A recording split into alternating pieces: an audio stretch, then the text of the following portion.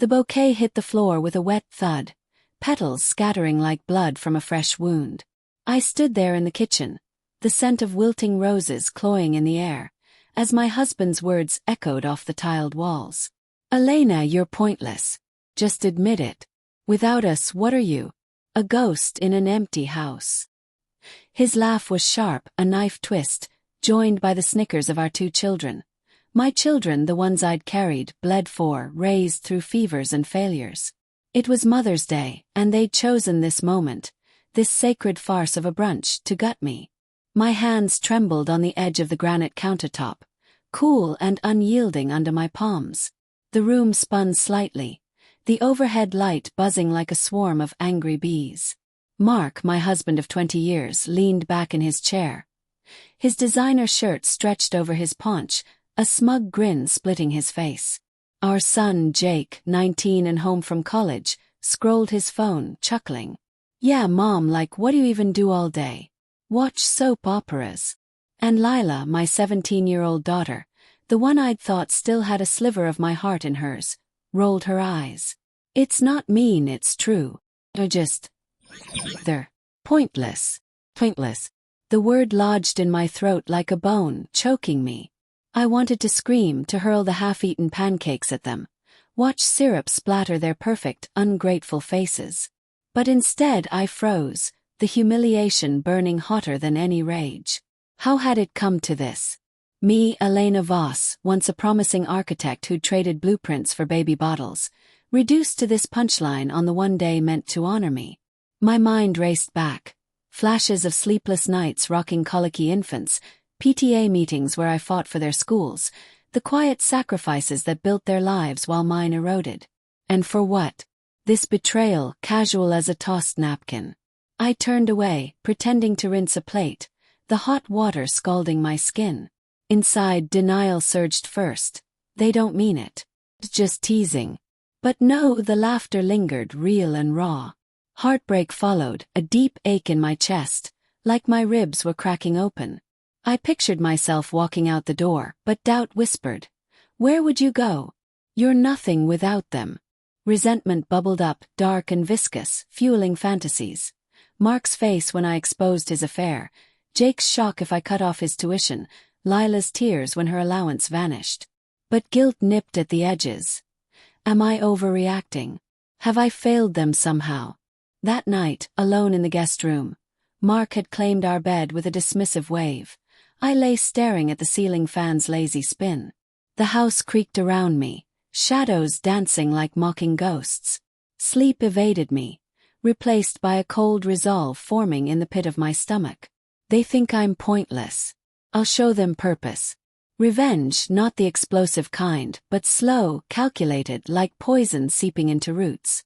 I didn't know how yet, but the seed was planted. The next morning, the kitchen smelled of stale coffee and regret. Mark slurped his mug, eyes on his tablet. "About yesterday," he said without looking up. "We were just joking. Lighten up." His tone was patronizing, like I was a child throwing a tantrum.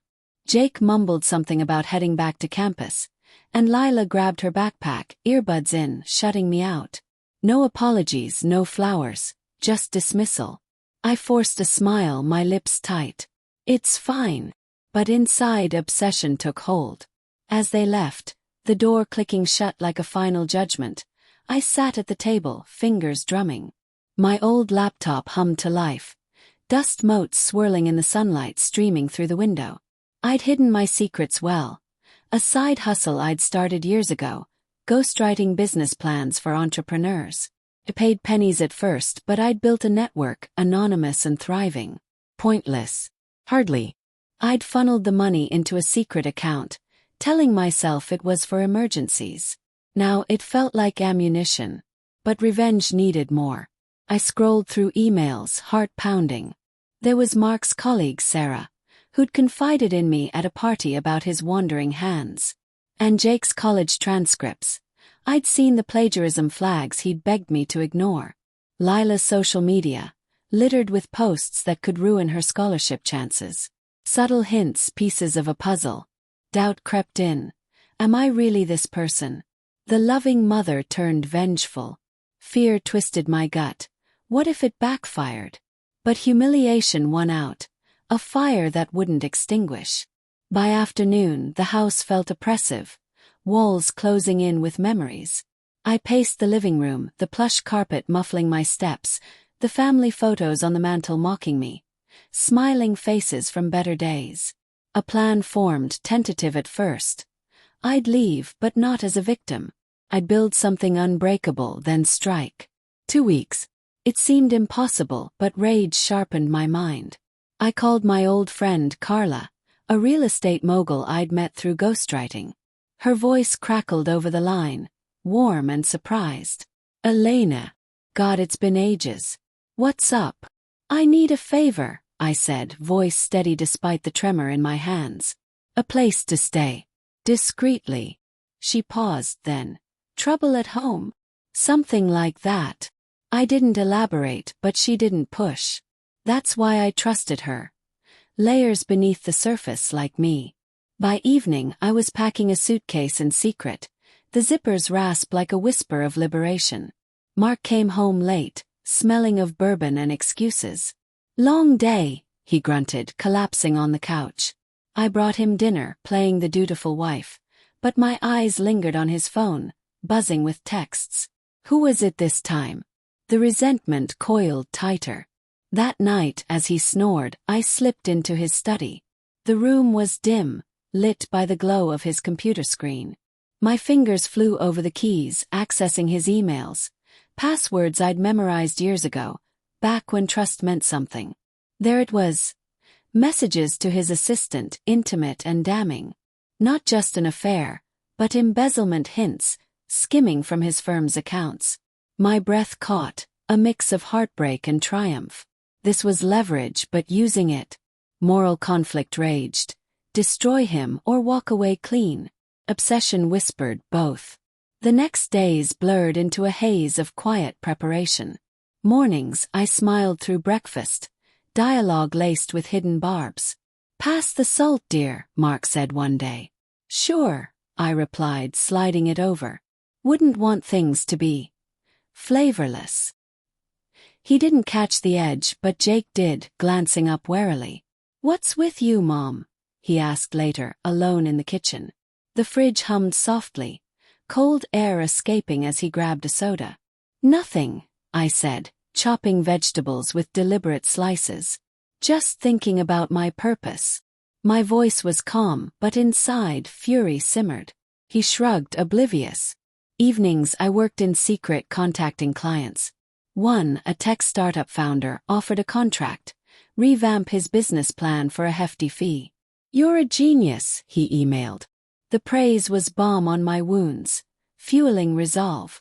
But guilt gnawed, leaving the kids. They weren't kids anymore, but still mine. Fantasies shifted.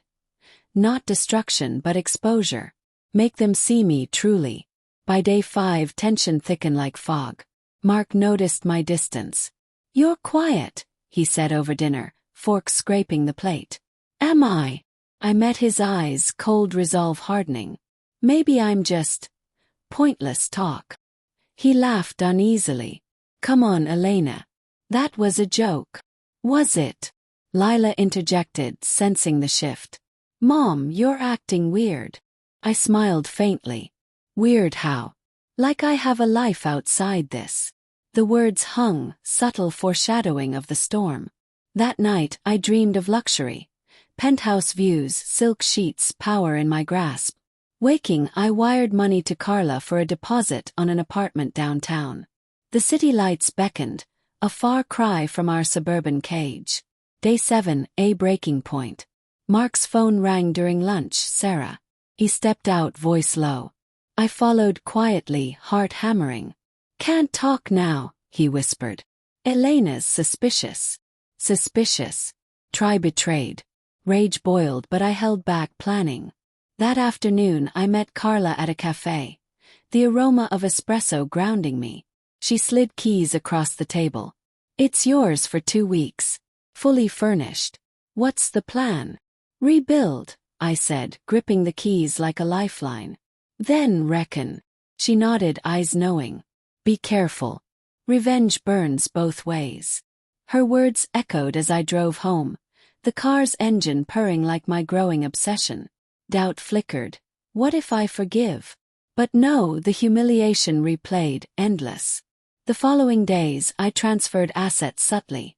Joint accounts to mine, hidden in layers of transactions. Moral grayness settled. Was this theft or justice? I justified it. Years of unpaid labor, emotional debt. By day 10 the house felt like a powder keg. Jake confronted me in the hallway, his cologne sharp. "Mom, Dad says you're distant. Everything okay?"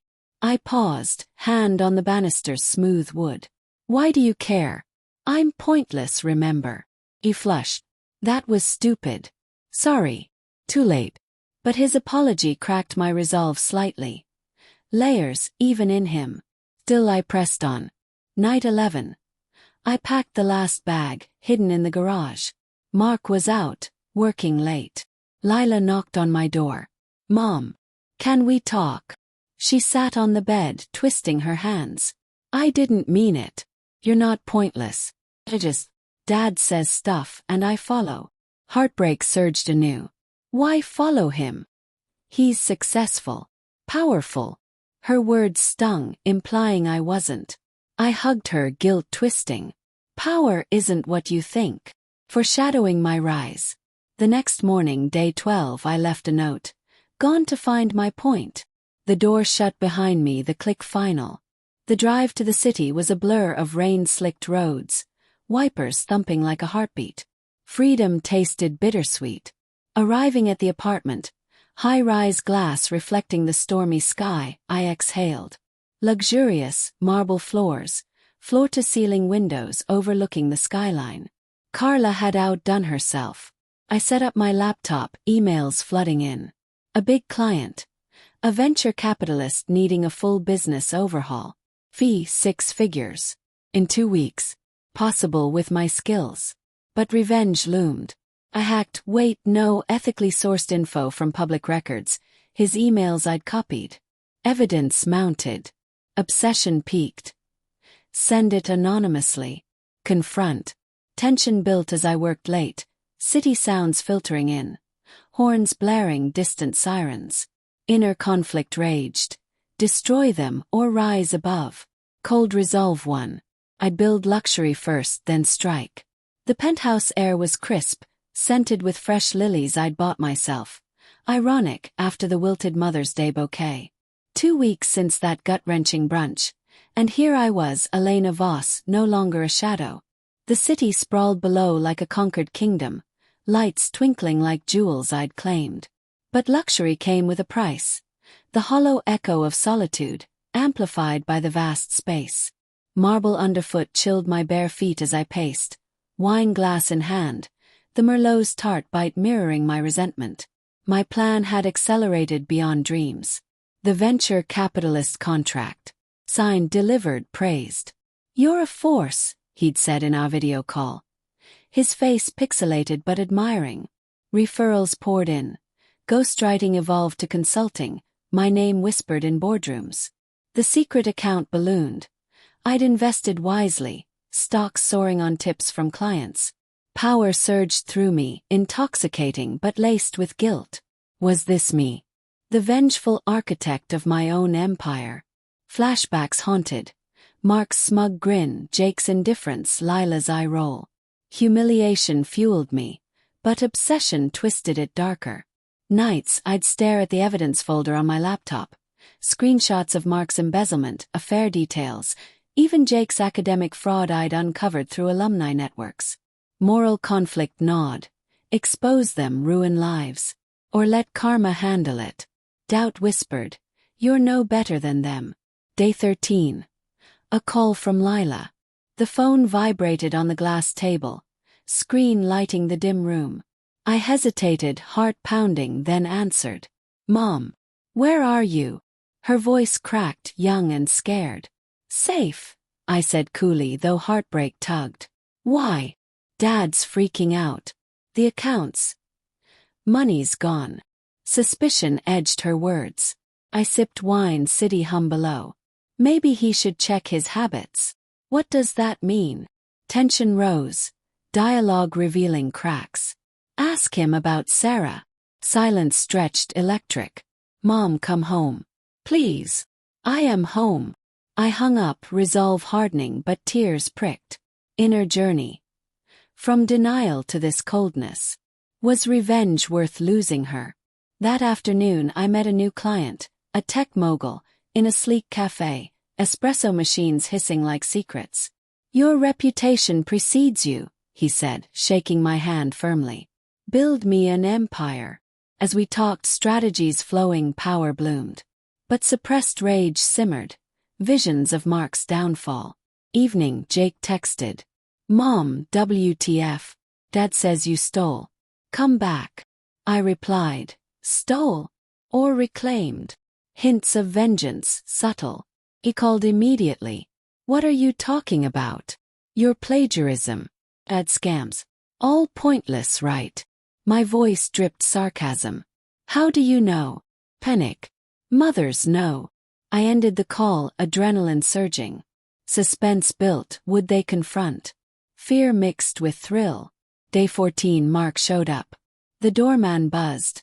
I allowed him up, heart racing. He stormed in, face red, tie askew. The penthouse seemed smaller with his anger filling it. What the hell, Elena? You drained the accounts. He loomed, but I stood firm, the skyline behind me like armor. Joint accounts, I corrected calmly. My share. Your share. You're a housewife. Spittle flew, revealing his true contempt. Was, I said, stepping closer. The air thickened with tension. Now I'm more. He laughed bitterly. This. Some flings pad. Pathetic. Earned it. I pulled up the laptop, showing contracts. His eyes widened, shock then fury. You think you can just leave? Take everything. Like you took my dignity. Words tumbled raw. On Mother's Day, pointless. Watch me prove you wrong. He grabbed my arm. I yanked away, resolve stealing. Touch me again, and your boss sees the emails. Blackmail. Morally gray but justified. He paled. You wouldn't. Try me. Dialogue heightened suspense. Secret spilling. He left, defeated, but threats lingered. This isn't over. Alone, obsession peaked. I drafted anonymous emails. To his firm, Jake's dean, Lila's school. Fingers hovered over send. Doubt flooded. Destroy my family? Heartbreak warred with resentment. Day 15. Lila arrived unannounced, eyes red from crying. Rain pattered the windows. Atmospheric gloom mirroring my turmoil. Mom, please. She hugged me, scent of her shampoo familiar, cracking my armor. We sat on the leather couch, city lights blurring through tears. Why? She asked. They broke me, I confessed, honesty brutal. Pointless. After everything. I'm sorry, she whispered. Dad's cheating, isn't he? He nodded. Layers revealed, her own pain. Don't ruin us, she begged. Guilt surged. I have to. But as she left, doubt won momentarily. I deleted the emails, resolve wavering. That night a twist brewed. Mark called, voice slurred. Elena, I messed up. Come back. No. But his next words chilled. I know about your business. Clients. I'll sue for theft. Threats escalated suspense. Fear gripped, my empire fragile. Day 16, action. I met with a lawyer. Sleek office smelling of leather and power. Protect yourself, she advised. Document signed, divorce papers, asset claims. Returning, I found Jake waiting outside. Mom talk. We walked the rainy streets, puddles reflecting neon. I screwed up, he admitted. Plagiarism. I was scared. Moral complexity. His vulnerability mirrored mine. Forgive. Yes. Try. But resentment lingered. Back home I rebuilt the emails. Targeted, not total destruction. Send to Mark's boss. Embezzlement proof. To Jake. A warning, not exposure. Day 17, payoff loomed. News broke. Mark fired, scandal hushed but real. He called, raging. You bitch. Pointless no more, I replied, hanging. Jake texted apologies, promising change. Lila visited, bridges mending slowly. But the twist, as luxury enveloped me, private jet invites, gala tickets, I uncovered my own secret. Digging deeper, I found Mark's embezzlement funded my initial ghostwriting seed money. Irony. My rise built on his fall, but tainted. Final confrontation. Family gathered at the penthouse, tension palpable. Mark begged forgiveness. Kids mediated. I built this, I said, gesturing. From your betrayal. Poetic justice. I forgave partially but kept power. Unexpected consequence. They saw me anew, respect born from ruins. Yet, in quiet moments, guilt whispered, revenge's cost. A family fractured, my heart scarred. Luxury shone, but alone. Was it worth it? Cold resolve faded to reflection. The city lights a reminder of what I'd gained and lost.